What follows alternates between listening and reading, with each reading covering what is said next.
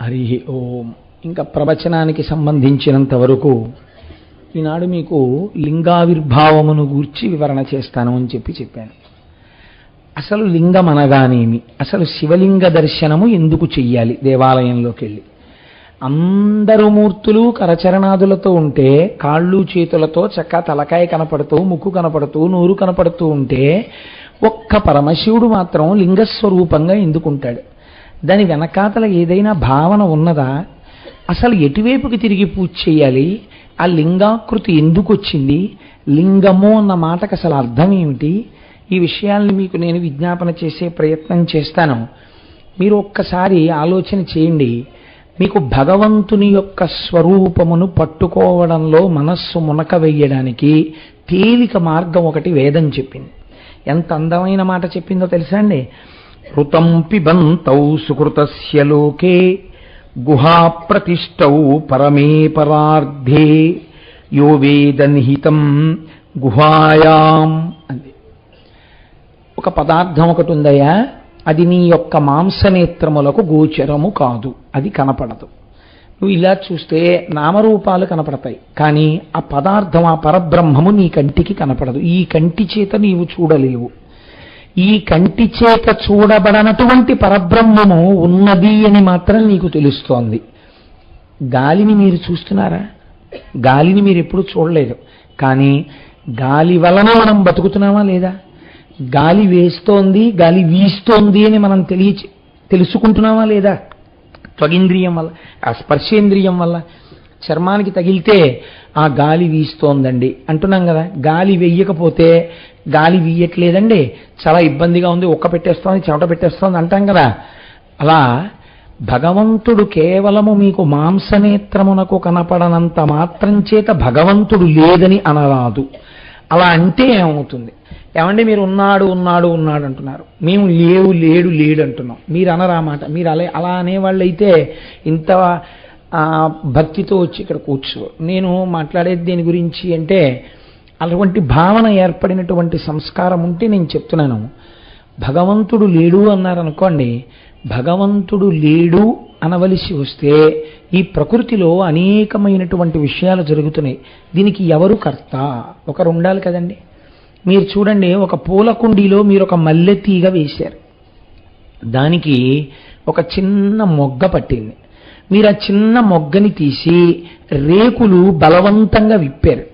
బలవంతంగా విప్పి ముక్కు దగ్గర పెట్టి వాసన చూడండి, దాని యందు సౌరభం ఉండదు. అంటే మల్లె పువ్వుకు ఉండవలసినటువంటి వాసన దాని యందు ఉండదు.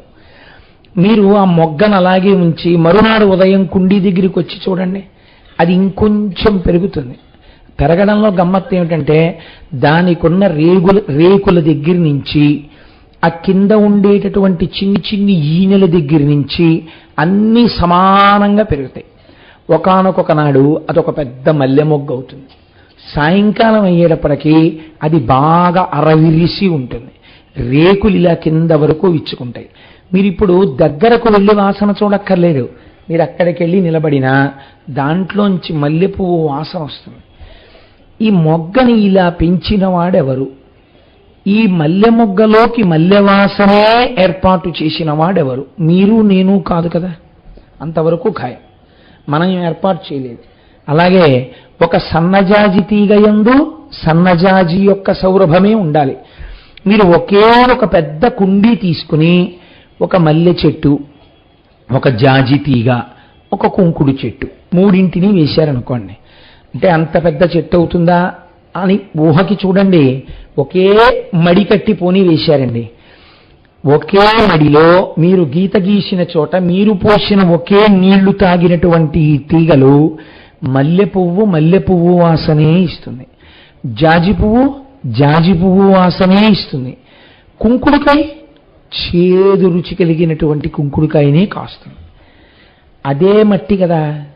మీరు తెచ్చిపోసిన ఒక మట్టే, మీరు పోస్తున్న ఒక్క నీళ్ళే, మూడు వేసింది మీరే, కానీ అదే మట్టిలోంచి మూడు మొక్కలు మూడు రకాలుగా సౌరభాన్ని, కాయని ఇచ్చేటట్టుగా శాసనం చేసిన వాడెవరు? ఎవరో ఉన్నారు కర్త ఇవి పెరగడానికి.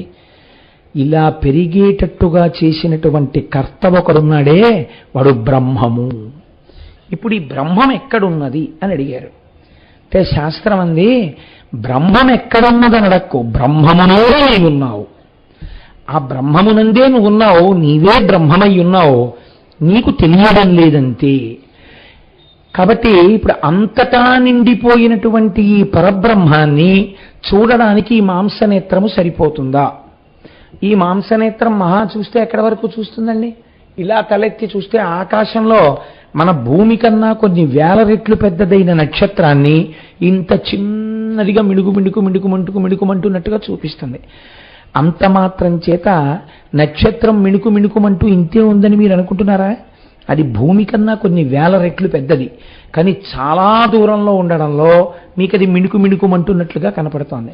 కన్ను చూపించింది సత్యమా? కన్ను చూపించింది సత్యం కాదు. కన్ను చూపించింది సత్యం అయితే మనం ఏమంటాం? సూర్యాస్తమయం అయిపోయిందంటాం. సూర్యుడు అస్తమించాడా? సూర్యుడు అస్తమించలేదు. సూర్యుడికి అభిముఖంగా ఉండకుండా చాటుకి భూమి తిరిగింది. కంటి చేత దర్శనమై చెప్పబడినవి అన్నీ సత్యములు కావు. ఒక చోట దూరంగా కొండ మీద పొగ కనబడింది, అదిగో అక్కడ అగ్నిహోత్రం ఉంది అన్నాడు. దగ్గరకెళ్ళి చూస్తే అది పొగమంచు, చల్లగా ఉంది కొండంతా. మీ కన్ను చూసి చెప్పినది ఏదో అది ప్రమాణము కాదు. ఏది ప్రమాణము? వేదం ప్రమాణం. ప్రమాణమైనటువంటి వేదము యొక్క వాక్కు ఎవరి చేత చెప్పబడిందో వాడే ఈ పరబ్రహ్మమునకంతటికీ కర్త. ఆ కర్తని మీరు చూడాలి అని అనుకున్నారనుకోండి, ఎప్పుడైనా అసలు ఇలా నా చేత మాట్లాడించేవాడు, నేను తిన్నది జీర్ణం చేసేవాడు, జీర్ణం అయిపోగా ఉన్న పిప్పిని బయటికి తోసేవాడు, నాలో నిరంతరం రక్తాన్ని అలా కదుపుతూ ఉండేటటువంటి వాడు, నాలోకి ఊపిరిని తీసేవాడు, నాలోంచి ఊపిరి వదిలేవాడు, ఇన్నిటిని చేసేటటువంటి వాడు ఎక్కడున్నాడో ఒక్కసారి చూద్దామని అనిపించింది అనుకోండి, మీరు జాగ్రత్తగా పట్టుకోండి ఈ విషయాన్ని. శాస్త్రం అంది నీవు చూడలేవు అంది. ముందన్న మాట ఏమిటంటే అది నీకు కుదరదు, నీవు చూడలేవు. ఎందుకు చూడలేవు? నీకు చూడడానికి ఇయ్యబడినటువంటి సాధనము నేత్రము. ఈ నేత్రము కూడా దేని వలన ప్రకాశిస్తోంది? లోపలున్న పరబ్రహ్మము వలన నేత్రం ప్రకాశిస్తోంది. దానికి వెనక్కి తిరిగి లోపలికి చూడడం రాదు, పైకి చూడడం వచ్చు, వెనక నుంచి పడుతున్న ఆత్మ యొక్క శక్తి చేత. ఇప్పుడు ఈ కన్ను ఎలా పట్టగలదు భగవంతుణ్ణి? చూడలేదు. నీకు నామరూపాత్మకమైన జగత్తునొక్కదాన్ని ఈ నేత్రము చూపించగలదు.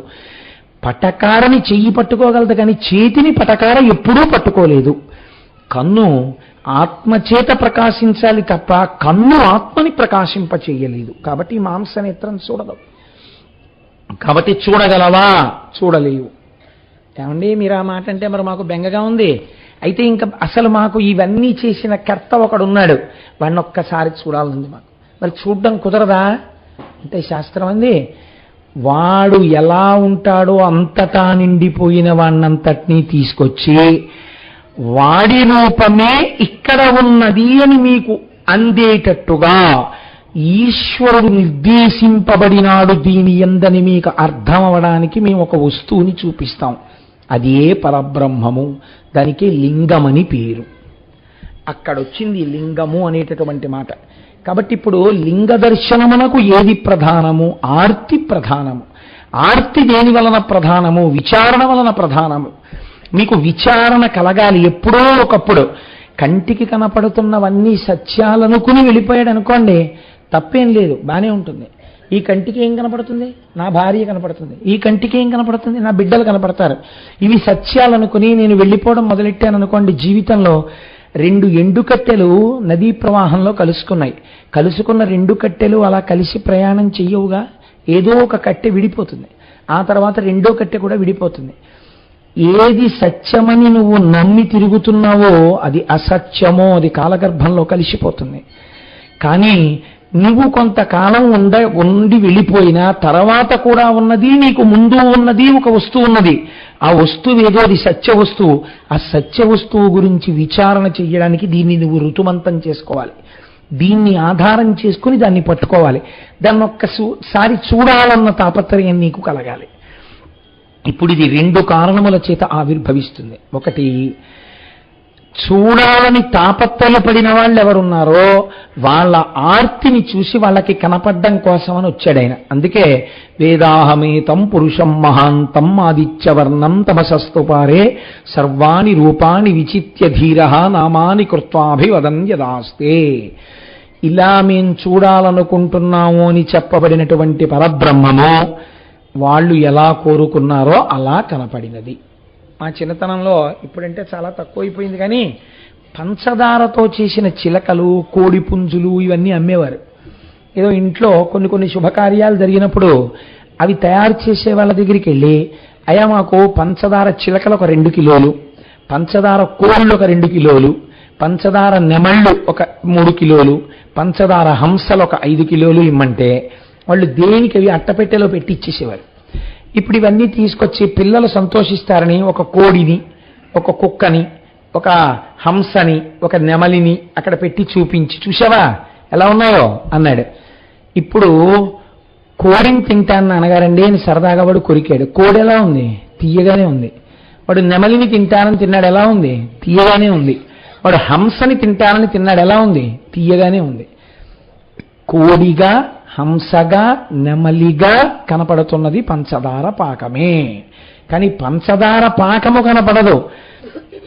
దాని బదులు నామరూపాత్మకమైనటువంటి నెమలి, హంస అవి కనపడుతుంటాయి. నామరూపాత్మకంగా కనపడేటటువంటి ఈ సమస్త జగత్తునందు నిండిపోయిన బ్రహ్మమున్నదే, అది కంటి చేత చూడాలని తాపత్రయపడితే శివలింగముగా ఆవిర్భవించినది. అది ఒక కారణం. రెండవ కారణం, అసలు నీ ప్రమేయం ఏమీ లేదు. మీరు నన్ను క్షమించండి నేను ఇలా చెప్తే, సృష్టి యందు మీ ప్రమేయము లేదు. అసలు సృష్టి యందు మన ప్రమేయం అన్నది యథార్థంగా ఉంటే, అది సత్యమే అయితే ప్రపంచంలో సంతానం లేని వాళ్ళన్న వాళ్ళు ఉండకూడదు కదండి. సృష్టి జరుగుతోందంటే ఈశ్వరానుగ్రహం వల్ల సృష్టి జరుగుతోంది. ఏ ప్రాణికి ఎటువంటి ప్రాణి పుట్టాలో నిర్దేశిస్తున్నవాడు ఈశ్వరుడు. కుక్క కడుపున కుక్క పుట్టాలి, మేక కడుపున మేక పుట్టాలి, పిల్లి కడుపున పిల్లి పుట్టాలి, మనిషి కడుపున మనిషి పుట్టాలి. కాబట్టి ఈ సృష్టి చేసేటటువంటి వాడు ఆయన. మనమేమంటాం? ఒక కారణానికి మనం అహంకరిస్తాం. ఇది నేనే సృష్టించానండి మా అబ్బాయి. సాధారణంగా తల్లిదండ్రులు అఫెండ్ అయ్యారంటారు. అఫెండ్ అవ్వడం ఇన్ ది సెన్స్, వాళ్ళకి కోపం దేనికి వస్తుందంటే, నా కడుపున పుట్టినవాడు, నేను కన్నవాడు నా మాట వింటలేదు. ఇది కోపానికి కారణం. అంటే నేను వాడి సృష్టికి కారకుడను అన్న భావం ఒకటి ఏర్పడింది. కాబట్టి వాడు నీ మాట వినాలి.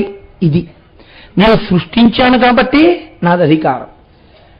వేరొకరన్నారు, వీడిని మేము పెంచాం చాలా కాలం, మీరు ఎక్కడో ఉన్నారు, వాడిని ఎక్కడికో తీసుకెళ్ళి చదివించారు, ఇంకొకరు ఎవరో పెంచారు వాడిని. పెంచితే వాళ్ళన్నారు, ఇంత కష్టపడి వీడిని పెంచాం, ఇంతకాలం 15 ఏళ్ళు మా దగ్గర పెట్టి చదువు చెప్పించాం, మేము చెప్పిన మాట వీడు వింటలేదు. ఇప్పుడు వాళ్ళకెందుకు కోపం? సృష్టింపబడిన పదార్థాన్ని పెంచి పెద్ద చేసి నిలబెట్టి రక్షించిన వాడి మాట వింటలేదు, అది వాళ్ళ కోపం. నిజానికి చదివించడం, నిలబెట్టడం ఇవన్నీ కూడా వాడి లోపల ఉన్న మేధరూపంలో ఈశ్వరుడు ప్రకాశిస్తున్నాడు. నువ్వు దానికి కారకుడవడానికి నిమిత్తం చేసి ఈశ్వరుడు నిన్ను అనుగ్రహించాడు. నీకో కొడుకున్నాడు అనిపించడానికి నిన్ను అనుగ్రహించి నీకొక కొడుకు కలిగేటట్టుగా నిన్ను అనుగ్రహించాడు. సృష్టికర్త స్థితికర్త కూడా ఎవరు? ఎవడిలోంచి బయటికి వచ్చాయో వాడు ప్రళయకర్త. వాడు అన్నీ వాళ్ళలో పెట్టుకుని వాళ్ళలోంచి తీసిస్తున్నాడు. ఇప్పుడు వాడే సృష్టికర్త, వాడే స్థితికర్త అయితే నేను సృష్టికర్తని, నేను స్థితికర్తని అని అహంకరిస్తే ప్రళయకర్త పాఠం చెప్పడానికి ఒకసారి రావాలి కదండి. అది అసలు ఉద్దేశం. అంతేకాని అందుకని ఒకనాడు ఏమైంది, లింగావిర్భావ కాలమునందు ఒకానొక కల్పంలో బ్రహ్మగారికి శ్రీ మహావిష్ణువుకి ఒక చిన్న వాదోపవాదం జరిగింది. నేను బ్రహ్మము అంటే నేను బ్రహ్మము, నేను అధికుడు అంటే నేను అధికుడు. వీరి మధ్య ఈ వాదోపవాదం జరుగుతుండగా అది కొంచెం తీవ్రమైన స్థాయిని పొందుతుంటే దేవతల యొక్క మొర విన్నవాడై పరమేశ్వరుడు ఒక జ్యోతిస్తంభముగా వారి మధ్య ఆవిర్భవించినాడు.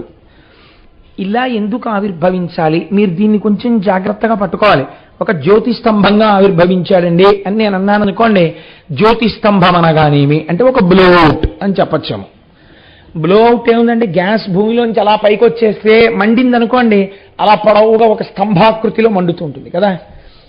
ఒక బ్లో అవుట్ ఏర్పడితే చూడ్డానికి ఎన్ని ఊళ్ళ నుంచో వెళ్ళి చూసొస్తుంటారు దూరం నుంచి కదా.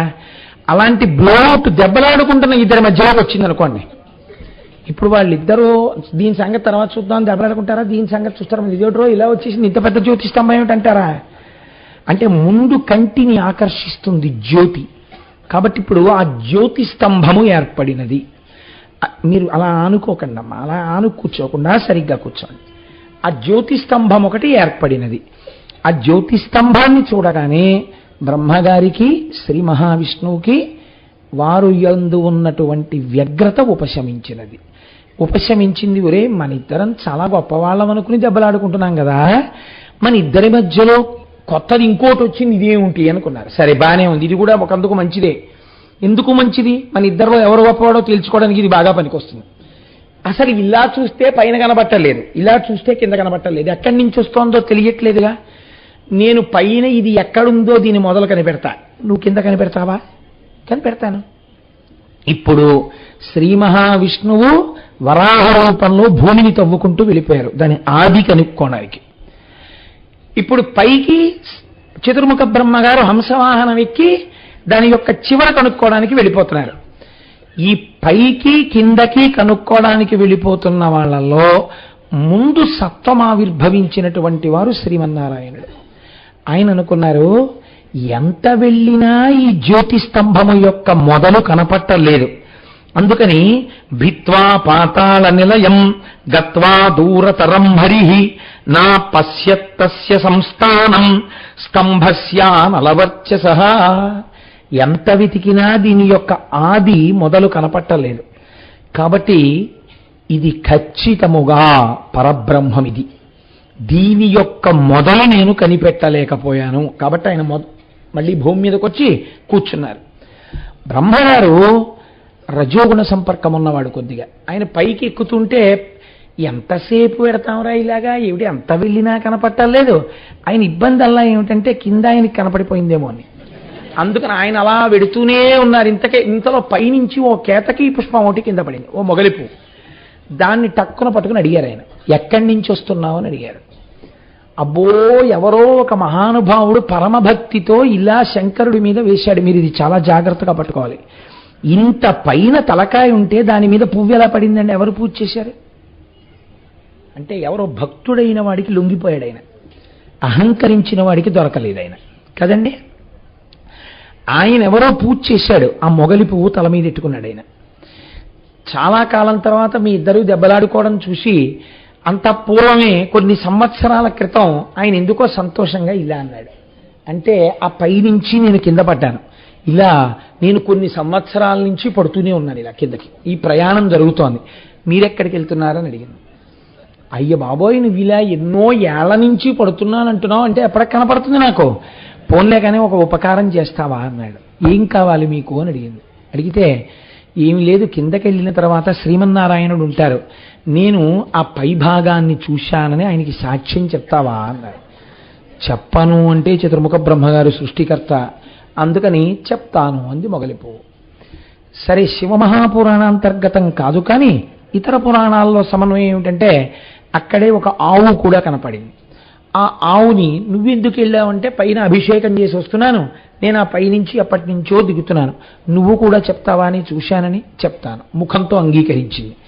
ఇద్దరూ కిందకొచ్చారు. శ్రీ మహావిష్ణువుని ఆయన ముందు అడిగారు, చూసొచ్చారా అని అడిగారు. అబ్బాయి నాకు కనపడలేదు, ఎంత దూరం వెళ్ళినా కనుగొనలేకపోయాను, పైకి వచ్చేసాను అన్నారు. నేను చూసొచ్చాను, ఇదిగో సాక్ష్యాలు, ఈ కేతకీ పుష్పం, ఈ ఆవు. కేతకీ పుష్పం ఆయన చూసొచ్చారని చెప్పింది. ఆవు ముఖంతో అంగీకరించి పృష్ఠభాగమును కదిపి చూడలేదు అని చెప్పింది. ఇప్పుడు నిరాకారముగా జ్యోతిస్తంభముగా ఉన్నటువంటి పరమాత్మ శంకరుడు సాకారమును పొందాడు. సాకారమును పొంది బ్రహ్మదర్శనమైనదని అబద్ధమాడావు బ్రహ్మ, కాబట్టి నీకు నేను కొన్ని శాపవచనములను ఇస్తున్నాను. ఒకటి, నీకు భూమి యందు పూజ లేకుండుగాక, నిన్నెవ్వరూ పూజ చేయరు. కానీ బ్రహ్మస్థానం అని ఒక స్థానం ఉంటుంది, మీరు ఇంట్లో పూజ చేసుకున్నారనుకోండి, బ్రహ్మగారిని పిలిచామంటారు. ఒక మహానుభావుడు వచ్చి ఆ స్థానంలో కూర్చుని పూజ చేయిస్తారు. ఆ పూజ చేయించిన వాడెవరో ఆయన్ని బ్రహ్మగారు అంటారు. మీరు పూజ అయిపోయిన తర్వాత లేచి ఈయనంత బాగా చేయించలేదండి అన్నారనుకోండి, సున్న చుట్టేస్తారు మీరు చేసిన పూజకు ఫలితాన్ని. అది బ్రహ్మస్థానం. ఒకసారి కూర్చోబెట్టాక ఆయన ఏది చేయిస్తే అదే శాస్త్రం, అంతే. కాబట్టి నువ్వు బ్రహ్మస్థానమునందు ఆవాహన పొంది గౌరవింపబడుతుంటావు. రెండవది ఏది అంటే, నువ్వు అబద్ధం చెప్పకుండా శ్రీ మహావిష్ణువు నేను చూడలేకపోయానని చెప్పారు కాబట్టి నాతో సమానంగా ఆయనకి వైభవోపేతంగా పూజలు ఉత్సవాలు ఉంటాయి. ఆ ఉత్సవాలకి ఆధిపత్యం వహిస్తుంటావు. అందుకే బ్రహ్మోత్సవము అని బ్రహ్మగారి రథం ముందు నడుస్తుంది ఉత్సవాలకి. కేతకీ పుష్పం అబద్ధం చెప్పింది కాబట్టి ఈ కేతకీ పుష్పము నా యొక్క పూజ యందు అగకుండుగాక. అది ఎంత సువాసనాభరితమైన మొగలి పువ్వు నా పూజలో ఉపయోగింపబడదు. భగవదార్చనకి ఉపయోగపడని పువ్వు ఎంత అందంగా ఉంటే ఎందుకు, ఎంత సువాసన ఉంటే ఎందుకు. ఇప్పుడు కేతకీ పుష్పం బాధపడింది, అయ్యో నా బ్రతుకు ఇంతేనా, నాకు పూజార్హత లేదా అని. నాయందు పూజింపబడవు కానీ, నాకు పూజింపబడవు కానీ, నాకు భక్తులైన వారు నిన్ను తలలో ధరిస్తారు. అందుచేత నా భక్తులు ధరిస్తే నేను ఎక్కువ ప్రీతి పొందుతాను కాబట్టి శివభక్తులైనటువంటి వారు మొగలి పువ్వు ధరించవచ్చు. 2, నాకు పూజ జరిగే చోట ప్రాంగణం మీద మొగలి పువ్వులతో అలంకారం చేస్తే నేను ప్రీతి పొందుతాను. ప్రత్యక్షంగా నాకు పూజ మాత్రం చెయ్యకూడదు. కాబట్టి ఇప్పుడు కేతకీ పుష్పానికి అటువంటి వరం, అటువంటి శాపం రెండింటినీ అనుగ్రహించారు. ఇప్పుడు నేను ఈ మాట మీకు చెప్పి నేను ఒక మాట పూర్తి చెయ్యకపోతే ఒక ప్రమాదము వెంటనే ఏర్పడిపోతుంది. ఏమా ప్రమాదము? ఏమండి, సరస్వతీదేవికి భర్త చతుర్ముఖుడు, 4 ముఖములతో వేదం చెప్పేటటువంటి వాడు, అంతటి మహానుభావుడే. బ్రహ్మగారు శ్రీ మహావిష్ణువు ఇలా దెబ్బలాడుకుంటుంటారా నిజంగా? ఒకవేళ బ్రహ్మగారు పోనీ ఏదో పొరపాటు పడ్డారనుకోండి, శ్రీ మహావిష్ణువు శ్రీమన్నారాయణుడు సాక్షాత్తుగా మహానుభావుడే. ఏ మహానుభావుడి యొక్క అనుగ్రహంతో ఈ లోకాలు నిలబడుతున్నాయో, ఏ శ్రీమన్నారాయణుణ్ణి మనం రామాయణం భాగవతం చెప్పుకున్నప్పుడు సృష్టికర్తగా కూడా చెప్పుకుంటామో, వటపత్రశాయిగా ప్రళయకర్తగా కూడా చెప్తామో, అటువంటి మహానుభావుడు ఇంత లీకితనంగా బ్రహ్మగారితో దెబ్బలాడి మధ్యలో జ్యోతిస్తంభం వస్తే దాన్ని మొదలు కనిపెడతానని ఆయన వరాహ రూపంలో పెడతాడా కిందకి?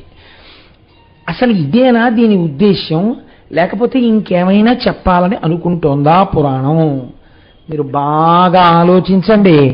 అలా ఏర్పడినటువంటి శివలింగము జ్యోతిస్తంభముగా ఏర్పడినదే మహాశివరాత్రి. దాని పేరు రాత్రి.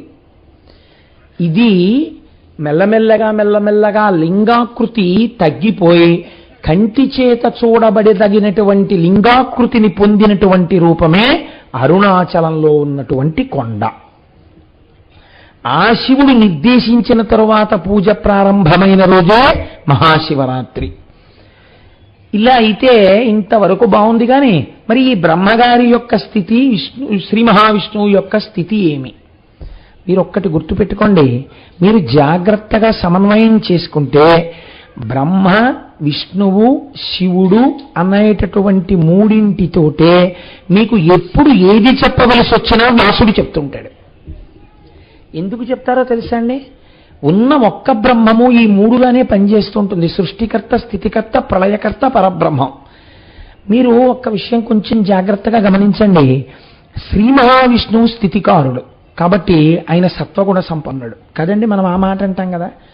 సరే, ఆయన సత్వగుణ సంపన్నుడైతే భయంకరాకృతిలో నరసింహావతారాన్ని ధరించి హిరణ్యకశిప సంహారం చేసి కోపం తగ్గనప్పుడు, ఎంతమంది స్తోత్రం చేసినా కోపం తగ్గనప్పుడు దాన్ని సత్వం అంటారా, తమస్సు అంటారా? క్రోధము తమస్సు. రామచంద్రమూర్తి కోదండాన్ని చేతిలో పట్టుకుని కొన్ని వేల మందిని తెగటార్చినప్పుడు కించిత్ కోపం కూడా రాకుండా తెగటార్చాడని మీరు చెప్పగలరా? క్రోధం ఆయనకు వచ్చిందని వాల్మీకి మహర్షి చెప్పారు కొన్ని చోట్ల. అప్పుడు ఆయన తమోగుణ సంపన్నుడు కాలేరా? శంకరుడు తమోగుణ సంపన్నుడు, లయం చేస్తాడంటారు. తమోగుణ సంపన్నుడు శంకరుడైతే దక్షిణామూర్తిగా కూర్చుని లోకానికి జ్ఞానం ఇవ్వలేదా? అప్పుడు మరి ఆయన సత్వగుణ సంపన్నుడు కాడా? మరి అదే శంకరుడు జ్ఞానప్రదాతయ్యై జ్ఞానానికి మహేశ్వరుణ్ణి మీరు కొలవండి అని అనిపించుకుని శృతివాక్యం చేత పొగడబడినటువంటి వాడు మహానుభావుడై సత్వగుణ సంపన్నుడు కాలేదా? మరి అలాంటప్పుడు ఒక గుణాన్ని మీరు భగవంతుని యందు ఆరోపించి మాట్లాడడం మీ అజ్ఞానం అనుకోవాలా, మీ జ్ఞానం అనుకోవాలా? భగవంతుని యందు గుణమును ఆరోపించి మాట్లాడడం ఏంటండి? అంతకన్నా అసంబద్ధమైన విషయం ఇంకోటి లేదు. యథార్థమేమి అంటే మహానుభావుడైనటువంటి బాణుడని సంస్కృతంలో మహాకవి బాణుడు. ఒక్కొక్క అంటారు కాళిదాసు సమానుడు, లేదా కాళిదాసు కన్నా అడుగు ముందే ఉన్నవాడు బాణుడు అంటారు. ఆ బాణుడు ఒక మాట చెప్తాడు. రజోజుషే జన్మని సత్వవృత్తయే స్థితౌ ప్రజానాం ప్రళయే తమస్పృశే అజాయ సర్గస్థితి నాశహేతవే త్రైమయాయ త్రిగుణాత్మనే నమః అంటాడు. రజోగుణము చేత చతుర్ముఖ బ్రహ్మగారు ప్రకాశిస్తున్నారు, సత్వగుణము చేత శ్రీ మహావిష్ణువు ప్రకాశిస్తున్నారు, తమోగుణము చేత లయకారకుడై రుద్రుడు ప్రకాశిస్తున్నాడు. అంత మాత్రం చేత నిజంగా వాళ్ళందరూ ఆ గుణాలతోటే ఉంటారని మీరు అనుకుంటున్నారా? కాదు. అసలు వీరి ఎందు గుణము లేదు. నిర్గుణమైన పరబ్రహ్మము సృష్టి చేసేటప్పుడు బ్రహ్మగా మారింది. అప్పుడు అవసరం కాబట్టి రజోగుణాన్ని తీసుకుంది. ఎప్పుడు ఏది అవసరమో అప్పుడు నేను అది పుచ్చుకుని మిగిలిన వాళ్ళకి కూడా మార్గాన్ని చెప్తున్నానే. నా ఇంట్లో వాళ్ళకి ఒకే పరబ్రహ్మం సృష్టి చేసి, ఒకే పరబ్రహ్మం స్థితి చేసి, ఒకే పరబ్రహ్మం లయ చేస్తే మీరేమంటున్నారు, నేనేమంటున్నాను? ఈ సృష్టి, ఈ స్థితి, ఈ లయ నేనే చేస్తున్నాను అంటున్నాను. నేను చెప్పినా అదే మాట, మీరు చెప్పినా అదే మాట, ఇంకోళ్ళు చెప్పినా అదే మాట, ఎవడు చెప్పినా ఒకటే మాట, వీడు నా కొడుకు.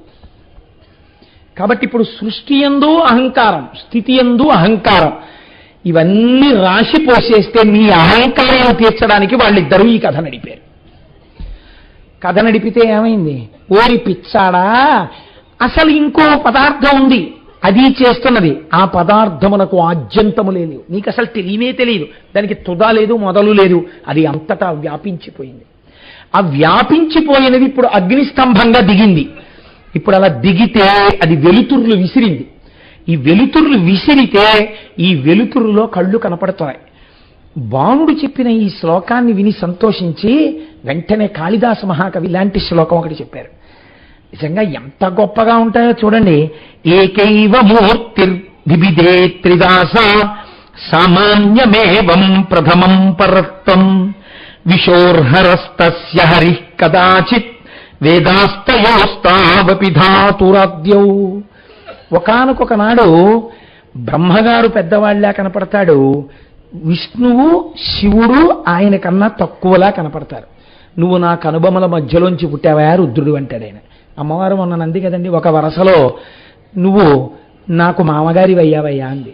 అంటే అమ్మవారు ఎంత గొప్పగా మాట్లాడిందో చూడండి. ఆ మాట మాట్లాడేటప్పుడు ఒక వరసలో నువ్వు నాకు కొడుకు అయ్యావయ్యా అంది.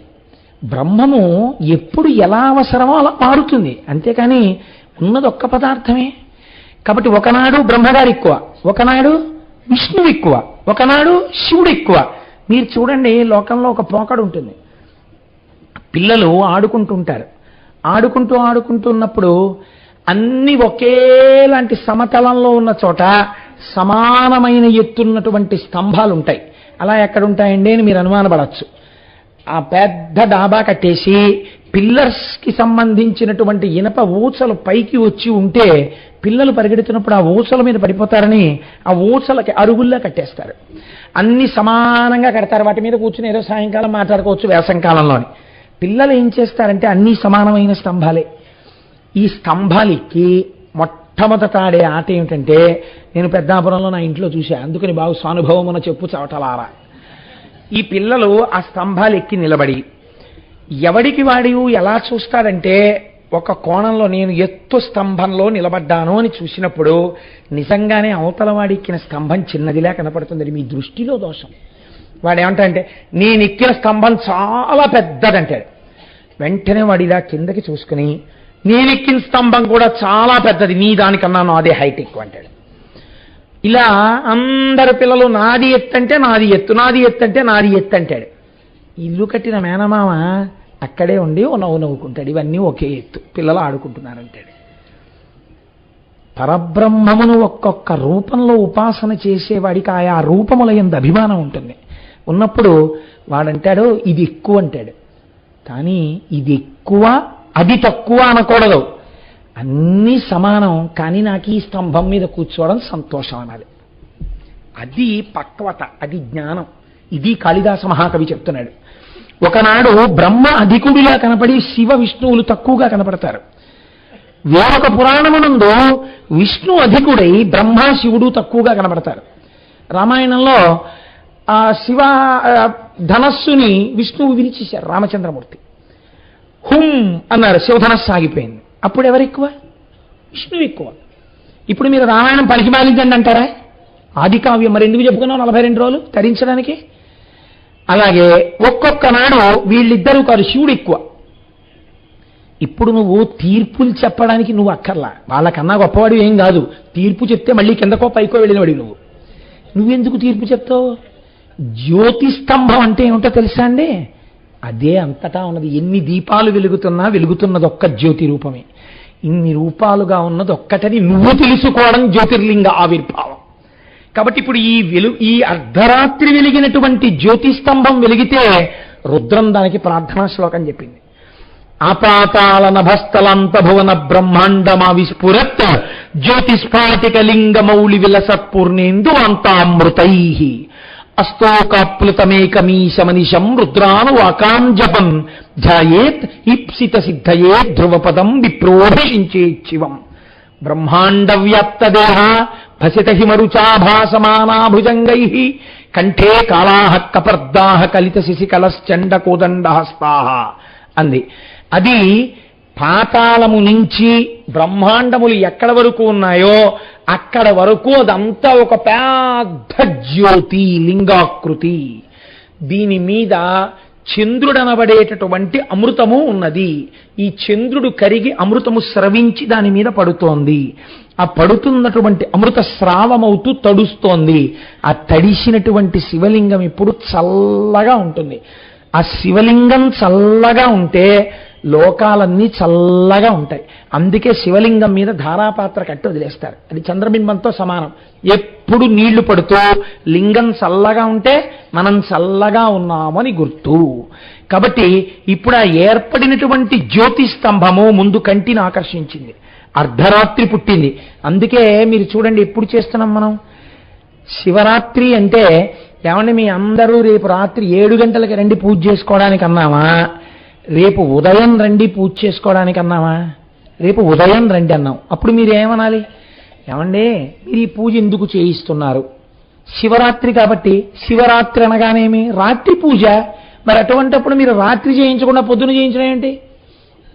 మీకు చిత్రం ఏమిటో తెలుసా అండి? మన సంప్రదాయంలో సనాతన ధర్మంలో అన్ని రాత్రి శబ్దంతో ఉంటాయి. శరణ్ నవరాత్రులు, గణపతి నవరాత్రులు, వసంత నవరాత్రులు, అన్ని రాత్రులే. ఏమిటా రాత్రులు ఏమిటి అంటే, రాత్రులు అనగా చీకటి. చీకటి ఎందు ఏమవుతుంది? దొంగకి తేడా తెలియదు. ఆత్మవస్తువుకి శరీరానికి భేదం తెలియనటువంటి అజ్ఞాన స్థితి చీకటి. ఇప్పుడు ఈ చీకటిలో ఉన్న వస్తువు ఉన్నట్టు తెలియాలంటే ఏది ఉండాలి? నా ఫిక్స్డ్ డిపాజిట్ రిసీట్ తీసుకొచ్చి అక్కడ పెడితే తెలుస్తుంది ఏమిటి? అది దొంగో ఏది పట్టుకొచ్చి పెట్టినా తెలియదు. ఒక దీపం పట్టుకొచ్చి పెట్టాను అనుకోండి, తెలుస్తుంది. దీపం తెలియడానికి ఇంకో దీపం అక్కర్లా, దీపపు కాంతిలో దీపం తెలుస్తుంటుంది. ఇది పరబ్రహ్మం, ఇది జ్యోతిర్లింగం. ఈ జ్యోతిర్లింగ కాంతిలో మీరెవరో మీకు తెలుస్తుంది, మీకు లోకంగా కనపడుతున్నది ఏమిటో మీకు తెలుస్తుంది. ఇప్పుడు రాత్రి అనగా అజ్ఞానం పోవడానికి, శివానుగ్రహానికి మీరేం చేస్తున్నారు? తెల్లవారకట్ట నుంచి పూజ చేస్తున్నారు. అంటే భక్తితో నిలబడుతున్నారు. ఇప్పుడు ఈ భక్తితో నిలబడి రాత్రి ఏం చేస్తారు? జాగరణ చేస్తారు. జాగరణం అనగానేమి? జాగరణం అంటే మీరు ఒకటి గుర్తుపెట్టుకోండి, ఏదో రకంగా నిద్రపోకుండా ఉండుట కాదు. ఏదో ఒక ప్రయత్నం చేత నిద్ర రాకుండా వెర్రికేకలేసుకుంటూనో, డాన్స్ బేబీ డాన్స్ చేసుకుంటూనో, పనికిమాలిన పనులు చేస్తూనో నిద్రపోకుండా నిగ్రహించుకుంటే మీరు పావుని కొట్టట్లేదు, పుట్టని కొడుతున్నారు. దానివలన ప్రయోజనం ఏమిటంటే, ఒక పాప ఫలితం పోయిందేమో, ఎవరినో నిద్రపోకుండా చేసేందుకు మీరు నిద్రపోకుండా ఉన్నారేమో. దాన్ని నిద్రపోకుండా ఉండమని చెప్పలేదు శాస్త్రం, జాగరణ చెయ్యి అంది. మీరు చూడండి, ఓ మాట అంటుంటాం మనం సాధారణంగా, ఏమండి నిన్న రాత్రి పడుకుందాం అనుకుని ఇలా తలుపేద్దామని వెళ్ళానండి. తలుపేద్దామని వెళ్ళేటప్పటికీ ఇంట్లో చిన్న త్రాచుపాము పిల్ల కనపడింది. గబగబా కర్రపట్రా అని వంటింట్లోకి వెళ్ళిపోయింది. ఆ వంటింట్లో వెతికి వెతికి వెతికి చూసేటప్పటికీ లటక్కని బెడ్రూమ్లోకి వెళ్ళిపోయింది. రాత్రల్లా జాగరణమేనండి, పాము కనపడలేదు, పొద్దున్న పెరిగిందండి అంటాం. అంటే ఇప్పుడు మీరు వెతుకుదాని లేదు, దొరికితే దొరుకుతుంది, లేకపోతే లేదు, ఏమవుతుందని చెప్పి మెల్లిగా కూర్చుని కునుకు తీస్తూ బాసుం పెట్టేసుకుని వస్తే ఈ పెట్టి తీస్తాను చూడు ఇక్కడ ఏమైనా ఉంటుందేమో త్రాచుపాము పిల్ల అని బాసుం పెట్టేసుకుని ఎంతసేపు మీరు వెతుకుతానని చెప్పి హాయిగా కూర్చుని పెట్ల వీళ్ళు ఆగుతారా? అలా ఏం లాగారు, అక్కడ త్రాచుపాము ఉంది కాబట్టి దూరంగా నించుని అవసరమైతే ఎగిరి మంచం మీదకి ఎక్కేయడానికి మంచమో స్టూలో కుర్చీయో పెట్టుకుని ఓ కర్ర పెట్టి దూరంగా పెట్లవి రాత్రల్లా లాగుతూనే ఉంటారు. అది ఇక్కడ కనబడుతుంది, ఇంకో దాంట్లో దూరిపోతుంది. ఇక్కడ మీరు వెతగ్గా పిల్ల రంగిని కేకేస్తుంది, నాన్నగారండి ఈ గదిలోకి వచ్చేసింది అంటుంది. అది మళ్ళీ అక్కడికి వెళ్ళిపోయింది ఇంకో గదిలోకి.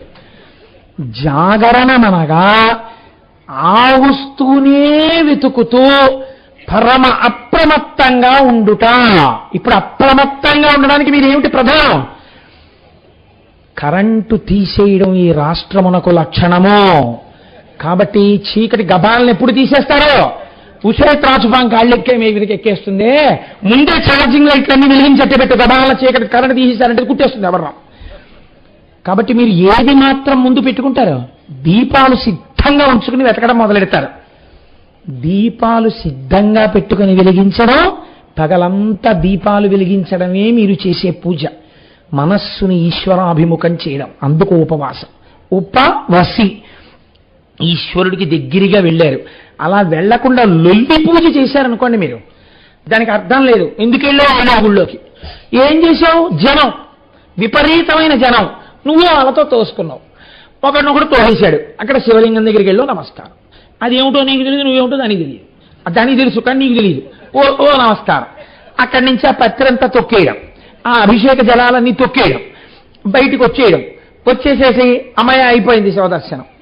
ఏమిటి నువ్వు చేసింది? దానివల్ల ఏమైనా ప్రయోజనం ఉందా? కాదు.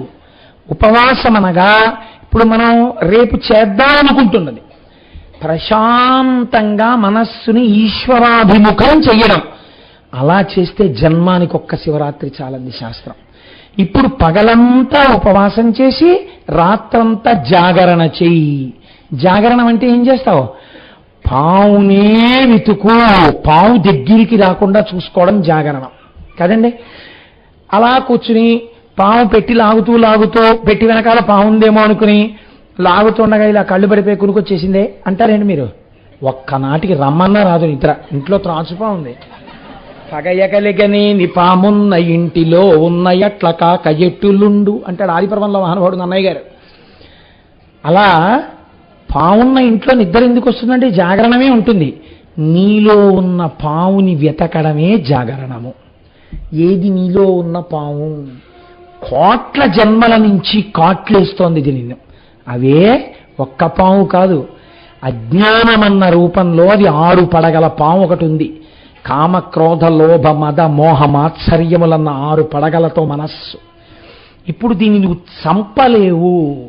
దీన్ని ఈశ్వరుడికి అర్పణ చేసి ఆయన మెడలో వేసుకుంటాడు. ఆయన నాగాభరణాన్ని తీసుకుంటాడు.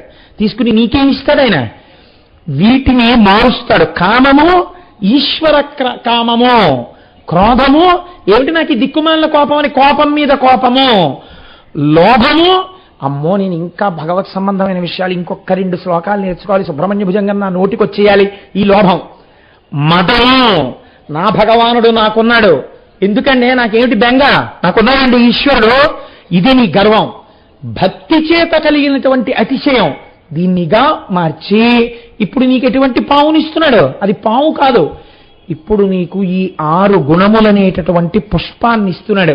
కాబట్టి జాగరణం ఎలా చేయాలి అంటే మన మనస్సు అంత తొందరగా సరిగ్గా ఉండదు కదా. 6:30కి ప్రవచనానికి వస్తేనే నిద్రపోతుంది. రేపు రాత్రి 10ంటికి కూర్చోమంటే కూర్చుంటుంది అది. కాబట్టి తెలివైన పని ఏమి చేయాలో తెలుసా అండి? మార్చి మార్చి మనస్సుని కుదుటపరచాలి, కానీ దాన్ని మాయ చెయ్యాలి. ఎలా మాయ చేయాలి? అంతర్లీనంగా భగవంతుడినే పెట్టాలి. పైకి మాత్రం మారిపోతోందని చెప్పాలి. కార్యక్రమం లేస్తుంది, మళ్ళీ బాబోయ్ ఇద్దడు ఎవడు కొంచెం కళ్ళు పడిపోతున్నట్టున్నాయి, పాము ఎక్కడుందో అని వెతుక్కుంటూ ఉండాలి. కాబట్టి 6:30 నుంచి 8, 8:30 ప్రవచనం అయిపోతుంది. అద్భుతమైనటువంటి గంధర్వగానం అయిపోతుంది. అయిపోయిన తర్వాత మనందరికీ ఇంకా కళ్ళు పడిపోయే టైం వచ్చేసింది. ఇంకా 10, 9:30, 10 అవుతోంది. కళ్ళు పడిపోకుండా ఉండాలంటే ఇవాల్టి రోజున మనని ఆపగలిగినది ఏది? అంత్యాక్షరి. ఇప్పుడు అంత్యాక్షరి పెట్టారనుకోండి, మీరు పెడితే రజోగుణ తమోగుణ ప్రకోపం వచ్చేస్తుంది, సత్వగుణం పోతుంది, జాగరణం కాదది, అదో వెర్రి వేదంగిత తయారవుతుంది. కాబట్టి ఇప్పుడు ఏం చేయాలి? అసలు ఎలా మార్చుకోవాలో జీవితాన్ని చూపించడానికి రేపు ఒక కొత్త ప్రయోగం జరుగుతుంది. చిన్న చిన్న పిల్లలు ఇక్కడ కూర్చుని సంగీత విద్వాంసుల సమక్షంలో ప్రసాద్ బాబు గారు ఎంపైర్గా ఇక్కడ నిర్వహిస్తూ ఉండగా ఎవరికి ఎంత టైంలో పాడాలో ఒకళ్ళు ఒక కీర్తన, ఒక పల్లవి పాడి విడిచిపెడతారు. ఏదో ఉదాహరణకి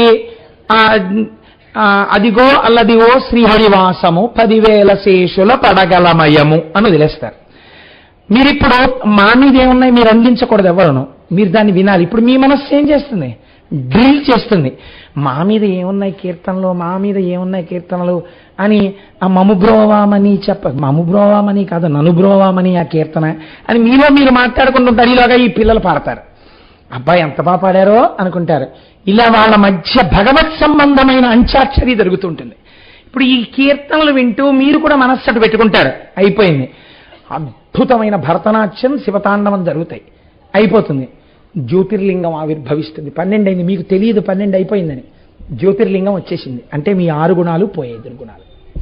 జాగరణం పూర్తయిపోయింది, ఈశ్వరానుగ్రహం వచ్చేసింది. ఇప్పుడు మీరు ఆ జ్యోతి వెలుగులో నిలబడతారు. ఇది జ్యోతిర్లింగ ఆవిర్భావము మహాశివరాత్రి నాడు. ఇందుకు జాగరణ, ఇందుకు ఉపవాసం, ఇందుకు పూజ, ఇందుకు వచ్చాయి తప్ప అర్థం పర్థం లేకుండా చెయ్యమని రాలేదు. ఇలాంటి పూజ, ఇలాంటి జాగరణ చెయ్యడం కోసమని రేపు మనం ఈ దేవాలయ ప్రాంగణాన్ని వేదికగా చేసుకోబోతున్నాం. కనుక దీనిని జ్యోతిర్లింగము అని శాస్త్రం పిలిచింది. ఇప్పుడు మీరు చూడండి, ప్రధానంగా జ్యోతిర్లింగ ఆవిర్భావమునందు ఏది ఏర్పబడినది మీరు ఆలోచించండి. బ్రహ్మగారికి విష్ణువుకి కలహం వచ్చింది. కలహం దేనికి వచ్చింది? నా అంతవాణ్ణి నేను, నా అంతవాణ్ణి నేను అన్న అతిశయం చేత వచ్చింది బాహ్యంలో కథకి. ప్రపంచంలో భగవంతుడు ప్రతివాడికి ఏదో ఒక విభూతినిస్తాడు. ఏమీ లేకుండా ఎవ్వన్నీ ఆయన చెయ్యడు. ఏదో ఒక విభూతి ఉంటుంది. మీరు చూడండి, ఆశ్చర్యం ఏమిటో తెలియదు కానీ చాలా మంది సంగీత విద్వాంసుల్లో 2 నేత్రములు లేనటువంటి వారు అద్భుతమైన సంగీత విద్వాంసులుగా ఉంటుంటారు. మనకి ఇక్కడ శరన్నవరాత్రుల్లో వాయిస్తుంటాడు ఆ పిల్లాడు. నిజంగా అతన్ని చూస్తే మనసు కరిగిపోతుంది. చక్క మెరిసిపోతుంటాడు బంగారంలా. నేను ఇక్కడే వేదిక మీద కూర్చొని చూస్తుంటాను. అది జిప్పు తీసేస్తాడు, మృదంగం తీస్తాడు, పక్కనెట్టుకుంటాడు, జిప్పేస్తాడు, ఇలా పెట్టి తడువుకుని అక్కడ పెడతాడు. అందులోంచి రాయి తీస్తాడు, అక్కడ పెట్టుకుంటాడు. ఆ మృదంగం తీసి టక్ టక్ టక్ టక్ కొట్టుకుంటూ సరిపోతోంది, దీనికి కావలసిన శృతి అనుకుంటే మళ్ళీ రాయి అక్కడ పెడతాడు. మైక్ ఎంత దూరంలో ఉందో ఇలా ఇలా తడిమి చూసుకుంటాడు. ఒళ్ళో మృదంగం పెట్టుకుని ఆ పాట వింటూ ఈ సభలో ఎవరున్నారో, ఎంతమంది ఉన్నారో, ఎవరు పాడుతున్నారో, ఏం చేస్తున్నారో అతనికి నేత్రాలు చెప్పవు. కానీ అతను ఈ ఇంద్రియం మీదే ఆధారపడి వింటున్న దానికి అనుభవంగా మృదంగాన్ని సమకూరుస్తాడు. ఏమి ఈశ్వర విభూతి అండి అది? ఈశ్వరుడు ఇచ్చారా లేదా? ఒకటి పోతే ఒకటి ఇచ్చేస్తాడు ఆయన దయాళువు. ఇప్పుడు ఈ వినయం ఎప్పుడు ఏర్పడుతుంది? ఈశ్వరుడు నాకు అనుగ్రహించాడు అని మీరు అన్నారనుకోండి, ఈశ్వరానుగ్రహం అండి నాకు కొడుకున్నాడు. అస్తమానం మీకు ఎంతమంది పిల్లలు ఉన్నప్పుడు ఈశ్వరానుగ్రహం నా కొడుకు కనక్కర్లేదు. మీరు లోపల మనస్సులో నాకో 2 పిల్లలు ఉండడం ఈశ్వరానుగ్రహం, నాకో ఉద్యోగం ఉండడం ఈశ్వరానుగ్రహం, నేను 4 మాటలు చెప్పుకోగలగడం ఈశ్వరానుగ్రహం అన్న భావన పరిపుష్టమైందనుకోండి, దాని వినయము అని పిలుస్తారు. ఈ వినయము లోపించడం కలహానికి కారణమైంది, అతిశయానికి కారణమైంది. ఈ వినయము నేర్చుకో. అందుకే శంకరాచార్య స్వామి వారు షట్పదీ స్తోత్రం అని ఒక స్తోత్రం చేశారండి. అసలు నిజంగా మీరు ఆ షట్పదీ స్తోత్రం చదవాలి. ఎంత అద్భుతమైన స్తోత్రం చేశారో తెలుసండి. మనస్సుకు షట్పది అని పేరు. పంచేంద్రియములు ఒక మనస్సు 6 కాళ్లతో ఉంటుంది. అందులో ఆయన అంటారు, అవినయమపనయ విష్ణో దమయమన శమయ విషయ మృగతృష్ణాం భూతదయాం విస్తారయ తారయ సంసార సాగరతః. మొట్టమొదటి శ్లోకం. అందులో అవినయమపనయ విష్ణో, స్వామి శ్రీ మహావిష్ణు, నాకు నువ్వు వినయమును కటాక్షించు. ఎన్నడూ అహంకారం ఏర్పడకూడదు. సర్వభూతముల యందు దయను కలిగి ఉండేటట్టుగా అంతటా నిన్ను చూసేటట్టు అనుగ్రహించు. అదే జ్యోతిర్లింగ దర్శనం. అందుకే రఘువంశం రచన చేస్తూ కాళిదాస మహాకవి ఒక అద్భుతమైన మాట అంటారు. దిలీప మహారాజు రాజ్యం చేస్తున్నప్పుడు చేసిన చాలా గొప్ప విషయం ఏమిటి? ప్రజానాం వినయాధాత్ రక్షణాద్ ధరణాదపి. ప్రజలందరిలో వినయం ఉండేటట్టుగా చూసేవట్టు ఆయన. ఇది ఒక రాజు చెయ్యవలసింది, ఇది ఒక ఉపాధ్యాయుడు చెయ్యవలసింది, ఇది ఒక గురువు చెయ్యవలసింది. వినయం నేర్పాలి శిష్యులకి. ఈ వినయము ఆరంభం ఎక్కడా? మీరు జ్యోతిర్లింగం గురించి తెలుసుకుంటే అంతటా అది నిర్వహిస్తోంది. అది సృష్టికర్త, స్థితికర్త, ప్రళయకర్త, నేనెంతటి వాణ్ణని వినయంతో నిలబడతారు. ఈ వినయము మీకు కలగడానికి మహాశివరాత్రి నాటి జ్యోతిర్లింగ దర్శనము, లింగార్చనము ప్రధానమై ఉన్నవి. మీరు చూడండి, ఈ శివలింగముల గురించి కదండి మనం మాట్లాడుకుంటున్నది. ఈ లింగమునకు ఒక విశేషం ఉంది. లోకంలో అన్ని లింగములు ఒక్కలా ఉండవు.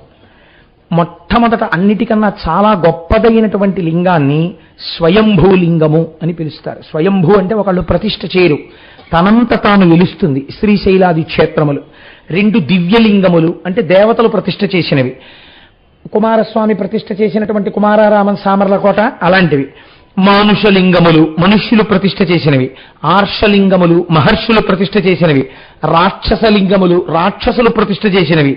దైవిక లింగములు వాటంతట అవిగా ఏర్పడతాయి. దైవిక లింగాలు ఇలా ఎలా ఏర్పడతాయని మీకు అనుమానం రావచ్చు. మీలో కొంతమంది అరకు వ్యాలీ వెళ్ళుంటారు. అరకు వ్యాలీ వెళ్ళినప్పుడు బుర్రా కేవ్స్ అని తీసుకెళ్తారు.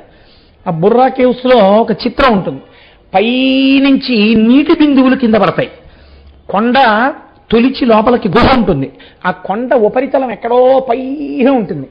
అలా ఎలా పడతాయో పైనుంచి నీటి బిందువు కింద పడుతుంది. పడేటప్పుడు అది ఒకే చోట బయలుదేరి ఒకే చోట పడుతుంటుంది. ఆ బిందువు, ఆ నీటి బిందువు టక్ టక్ టక్ అని పడినప్పుడల్లా అక్కడ ఉన్న భూమి ఇలా ఇలా ఇలా పైకి లేస్తూ శివలింగంగా మారిపోయి ఆఖరికి చిత్రం ఏంటంటే ఈ లింగం ఇలా పెరిగి వెళ్ళి ఎక్కడ నుంచి నీటి చుక్కలు పడుతున్నాయో దాన్ని తాకి ఇంకా నీరు పడకుండా ఆపేస్తుంది.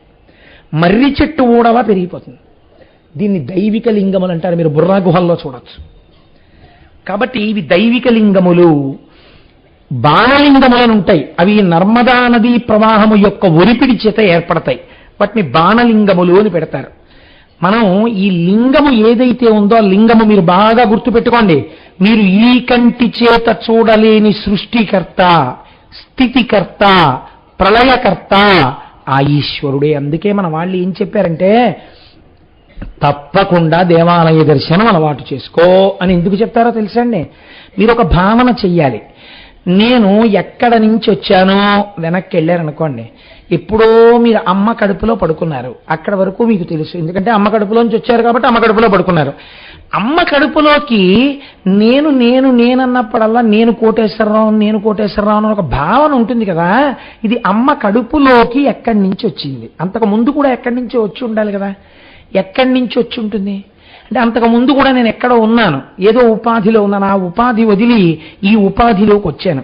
ఆ ఉపాధిలోంచి ఈ ఉపాధిలోకి పెట్టినవాడు ఎవరో ఉండాలి కదా పెట్టడానికి. వాడు కదా మళ్ళీ బయటికి తోశాడు. వాడే కదా మళ్ళీ ఈ ఉపాధిలోంచి తీసి ఇంకో ఉపాధిలోకి పంపుతున్నాడు. వాడు ఎవడా సృష్టికర్త? వాడు పుట్టిన తర్వాత నేను ఇంత ఉండేవాడిని కదా. నన్ను సమానంగా 6 అడుగుల మనిషిని చేసిన వాడెవరు? వాడు స్థితికర్త. మళ్ళీ ఇందులో ఉన్న పంచభూతాల్ని బ్రహ్మాండంలోకి కలిపి నన్ను మళ్ళీ ఇంకో దాంట్లో ప్రవేశపెట్టడమో తనలో కలుపుకోవడమో చేస్తాడు కదా. ఎవడా ప్రళయకర్త?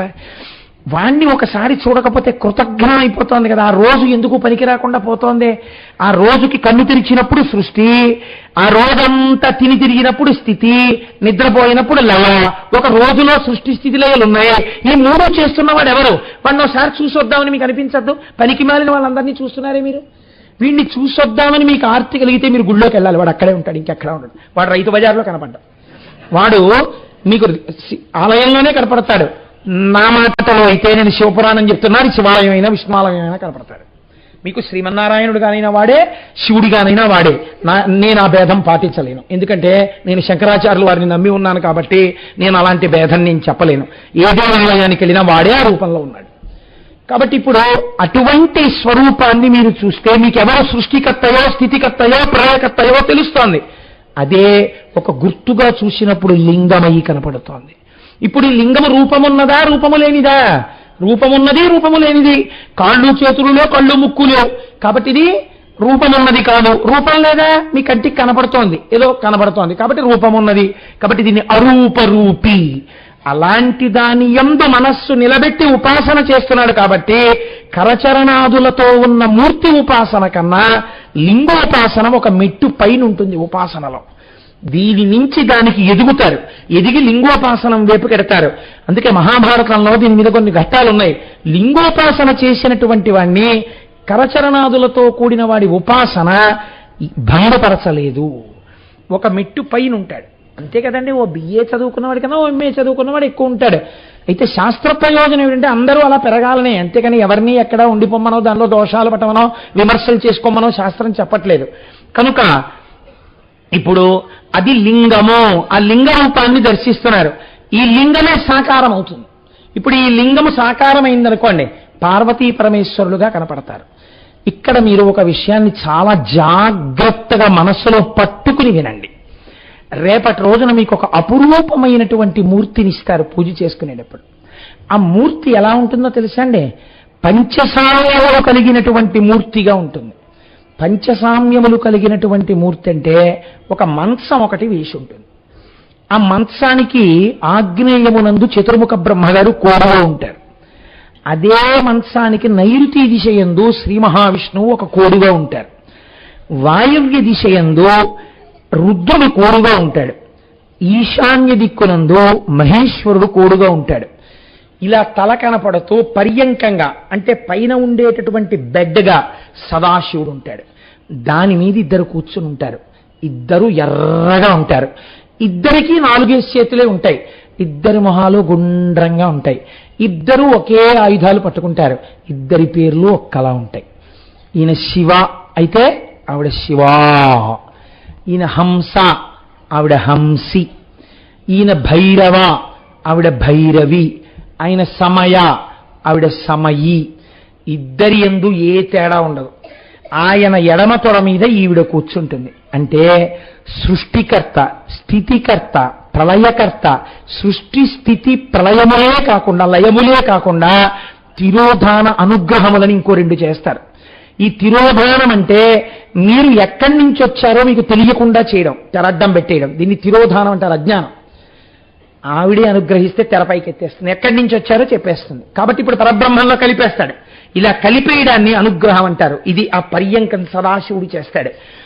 ఇలా చేసేటటువంటి 5 చేసేవాళ్ళు ఎవరున్నారో, సృష్టికర్త, స్థితికర్త, ప్రళయకర్త, అనుగ్రహకర్త, తిరోధానకర్త అయినటువంటి ఈ ఐదుగురు చేసేటటువంటి వాళ్ళు, అమ్మా అలా పిల్లవాడి నోరవి ముయ్యకండమ్మా, తప్పు, వాడి చిన్నవాడు, వాడికి ఏం తెలుసు పాపం సభ గురించి, వాడికి శివలింగం గురించి ఏమర్థం అవుతుంది? మీరు వాడిని తీసుకుని కొంచెం దూరంగా వెళ్ళండి తల్లి. మీరు అలా సభలో కూర్చుంటే ఇబ్బంది, మీరు దూరంగా వెళ్ళండి. నేను అలాంటివి సహించాను, మీరు దూరంగా వెళ్ళండి. అలా కూర్చోవద్దు, దూరంగా కూర్చుని వినండి, మీకు అర్థం అవుతుంది. అంతే తప్ప పిల్లాడిని నోరు మూయడం, వాడు అరుస్తూ ఉండడం, ఇవి నేను అంగీకరించాను. మీరు పిల్లవాడిని తీసుకుని పక్కకు పెడతారా? నేను మంగళాశాసనం చెప్పేయాలా? మీరు పక్కకు వెళ్ళండి. అంతేగాని పిల్లవాడు, వాడు చంటివాడు, వాడికి ఏం తెలియదు, వాడి నోరు నొక్కేయడం ఏమిటి? కనుక సృష్టి, స్థితి, లయ, తిరోధాన, అనుగ్రహము అనబడేటటువంటి 5 చేసేవాళ్ళు ఎవరున్నారో వాళ్ళని కామేశ్వర, కామేశ్వరి అంటే వాళ్ళు లోకమునందు మొట్టమొదట ఈ సృష్టినంతటినీ చెయ్యడం కోసమని ఆవిర్భవించినటువంటి మూర్తులు. అవి రెండు ఎర్రగానే ఉంటారు, పంచసామ్యములు అంటారు. ఈ పంచసామ్యములు చాలా చిత్రమైనటువంటి సామ్యంతో ఉంటారు. వాళ్ళని మీరు వేరు చేసి చెప్పలేరు. పేర్లు సమానం, రూపము ఎరుపు, ఇద్దరివి 4 చేతులు, ఇద్దరికి 3 కళ్ళు, ఇద్దరికి చంద్రరేఖ. అదే చంద్రమౌళీశ్వరారాధనం. అన్ని కోర్కెలు తిరుగుతాయి మహాశివరాత్రి నాడు ఆ పూజ చేస్తే. నివాసము ఇద్దరికీ రేవు, ఇద్దరికీ మణిద్వీపం, ఇద్దరికీ శ్రీచక్రం, ఇద్దరికీ కైలాసం. ఇద్దరు చేసే పనులు పంచకృత్యాలు: సృష్టి, స్థితి, లయము, తిరోధానము, అనుగ్రహము. ఇద్దరి ఆశీర్వచనము ఒక్కటే. అందరూ చిట్ట చివరికి ఈశ్వరుల్లోకి చేరాలి. అందరు బిడ్డలు సంతోషంగా ఇహమునందు ఉండాలి. ఇది ఇద్దరి యొక్క ఆశీర్వచనం. ఇద్దరి యొక్క ఈ సమాన లక్షణాలని పంచసామ్యములని పిలుస్తారు. ఈ పంచసామ్యములు కలిగినటువంటి మూర్తులను కామేశ్వర, కామేశ్వరి అని పిలుస్తాం. ఈ మహాకామేశ్వర, కామేశ్వరి మూర్తులనే చాలా అరుదుగా దొరుకుతుంది. ఈ మూర్తులనే రేపు మీకు పూజకిస్తారు. ఇదే ఇందులోకి ఆదిశంకరాచార్యుల వారిని కూడా ఈ పక్కకొచ్చేటట్టుగా ఏర్పాటు చేశారు. కాబట్టి రేపటి రోజున ఈ మూర్తి మీద ఒక్క పువ్వు పడితే సృష్టి, స్థితి, లయ, తిరోధాన అనుగ్రహములు జరిగి చేసేటటువంటి దేవతల మీద, మహాకామేశ్వర, కామేశ్వరీల మీద, జగద్గురువులైన శంకర భగవత్పాదుల పాదాల మీద ఆ పువ్వులు పడిపోయినట్టే. కాబట్టి మహాశివరాత్రి ధన్యమైపోలా. నేను అబద్ధాలు చెప్పి ఊరించలేదు. ఎంత మీకు గొప్పదైన మూర్తో చూడండి. శివలింగాన్ని అందరూ ఉపాసన చేయలేరు. ఈ మూర్తిని మీరు ఇంట్లో పెట్టుకుని ఉపాసన చేయవచ్చు, నమస్కరించవచ్చు. అంత గొప్ప మూర్తి. మీ అందరికీ రేపటి రోజు పూజలో ఈ మూర్తిని ఇచ్చి పూజ చేయిస్తారు. ఏమమ్మా అంటే రేపు మీరు చూసినప్పుడు మళ్ళీ ఏమిటండి ఇవి అని మీరు కంగారు పడక్కర్లేదు. లింగాన్ని సాకారం చేస్తే, కంటితో చూసేటట్టు చూస్తే ఇదిగో ఇలా అవుతారు. చూసారా, ఇద్దరి ముఖాలు గుండ్రం, ఇద్దరి చేతులు, ఇద్దరికి 4 చేతులు. మీరు చాలా జాగ్రత్తగా చూడాలి. ఇటు పక్కన ఆయన విల్లు పట్టుకున్న దోచెయ్యి, మిగిలినటువంటివి పంచబాణాలు. అలాగే దాన్ని దట్ విచ్ గోడ్స్ అంకుశం, అంకుశం పక్కన ఉన్నటువంటిది శూలం. అలాగే అమ్మవారు కూడా అవే. ఆయన ఎడమ తొడ మీద పర్యంకం, సదాశివుడు, బ్రహ్మ, విష్ణు, మహేశ్వరులు, రుద్రుడు, ఇవి పక్కన శంకర భగవత్పాదులు. ఇది ఈ సమస్త సృష్టికి హేతువై మొట్టమొదట పైకి లేచినటువంటి సాకారమూర్తులు. లింగారాధనమును సాకారం చేస్తే ఇది అవుతుంది. ఇటువంటి సాకారమూర్తినే మీ అందరూ రేపు ఉదయం చక్కగా కూర్చుని నామాలు చెప్తూ, ఏమ్మా రేపు మీరు చూద్దురుగాని తల్లి మీ అందరికీ పూజలు ఇస్తాను. ఏమ్మా మీరు చూసినప్పుడు ఆ శివలింగం ఎటువైపు చూస్తోంది అని నేను మిమ్మల్ని అడిగాను అనుకోండి, మీరు చెప్పగలగడం అనేటటువంటిది అంత తేలికైనటువంటి విషయమా? ఇప్పుడు నేను ఒక వెంకటేశ్వర స్వామి వారి దేవాలయంలోకి వెళ్ళాను అనుకోండి, వెంకటేశ్వరుడు ఇటు చూస్తున్నాడు అని అడిగాను అనుకోండి, నీ మోహం అది నీకు తెలీదా అంటారు. స్వామికి మనం ఒక పక్కకి నించున్నప్పుడు స్వామి ఎటున్నారో అటు చూస్తున్నారు అని చెప్తాం. తూర్పు ముఖంగా ఉన్నారనుకోండి, తూర్పు చూస్తున్నారంటాం. ఒక శివలింగం దగ్గరికి వెళ్ళి శివలింగం ఇటు చూస్తోంది అన్నాను అనుకోండి, ఇప్పుడు మీరు ముందు కూర్చుని చెంబుడు నీళ్లు పోస్తే ముందుకు చూస్తోంది. అటు పక్కకి చూస్తోందా అంటే అటు పక్కన కూర్చుని నీళ్లు పోస్తే అటు చూస్తోంది. అటు చూస్తోందా అంటే అటు చూస్తోంది. ఇటు చూస్తోందా అంటే ఇటు చూస్తోంది. పైకి చూస్తోందా అంటే పైకి చూస్తోంది. మరి పైన గోడుగా లేదండి. మరి అసలు ఎటు చూస్తున్నట్టు శివలింగం అంటే శాస్త్రం అంది, ప్రాచ్యాం తత్పురుషం విద్య అఘోరం దక్షిణాముఖం సద్యోజాతం ప్రతీచ్యాంతో వామదేవ మదన్ముఖం ఈశానమూర్ధవక్త్రం స్యా శంభో పంచముఖం క్రమం. ఒక్క శివలింగం మీద ఆచార్యముఖేనా అని మీ అందరి తరపున నీళ్లు పోస్తే ఎందుకంత శక్తి ఆవిర్భవిస్తుందో తెలుసా అండి? నేను మీకు ఒక యథార్థం చెప్తాను. నేను పరమ సత్యం చెప్తున్నాను. చంద్రశేఖర బ్రహ్మాచార్య స్వామి వారు చెప్పిన విషయం మీకు చెప్తున్నా. మీరు శివాలయం లోపల కూర్చుని శివలింగానికి అభిషేకం చేయడం కన్నా మీరు రుద్రాధ్యాయంతో వేరొకరు అర్చక స్వాములు అభిషేకం చేస్తూ ఉండగా బయట కూర్చుని కైమోడ్చి నమస్కరించి ఎక్కువ ప్రయోజనాన్ని పొందుతారు. ఇది పరమ సత్యం. అందుకే రేపు సాకారమూర్తికి మీరు పూజ చేస్తారు, శివలింగానికి వాళ్ళు అభిషేకం చేస్తారు. దాని వలన మీకు ఏమి ఇబ్బంది ఉండదు, ప్రయోజనం అధికం అవుతుంది. కనుక చూడండి, ఇప్పుడు ఈ శివలింగం తూర్పు వైపుకి ఉన్నటువంటి ముఖం, ముఖం అంటే శివలింగంలో తూర్పుకి చూస్తుంది కదండి కొంత, ఇలా చూస్తున్న దాన్ని తత్పురుష ముఖము అంటారు. ఇది వాయువుని అధిష్టానంగా ఉంటుంది. దీని వలన అజ్ఞానం కలుగుతుంది. అంటే ఏది తెలియబడాలో అది తెలియకుండా చేస్తుంది. దక్షిణానికి చూసేటటువంటి ముఖాన్ని అఘోర ముఖము అని పిలుస్తారు. ఇది అగ్నిహోత్రాన్ని శాసిస్తుంది. అది అగ్నిహోత్రంగా ఉంటుంది. అది లయం చేస్తుంది. ఈ లోకాలన్నింటినీ తనలోకి తీసుకునేటటువంటిది అగ్నిముఖం. ఇది జ్ఞానాన్ని కూడా ఇస్తుంది, మీ అజ్ఞానాన్ని దహించేస్తుంది. అలాగే పశ్చిమానికి ఒక ముఖం చూస్తుంది. ఇది సజ్జోజాత ముఖము అంటారు.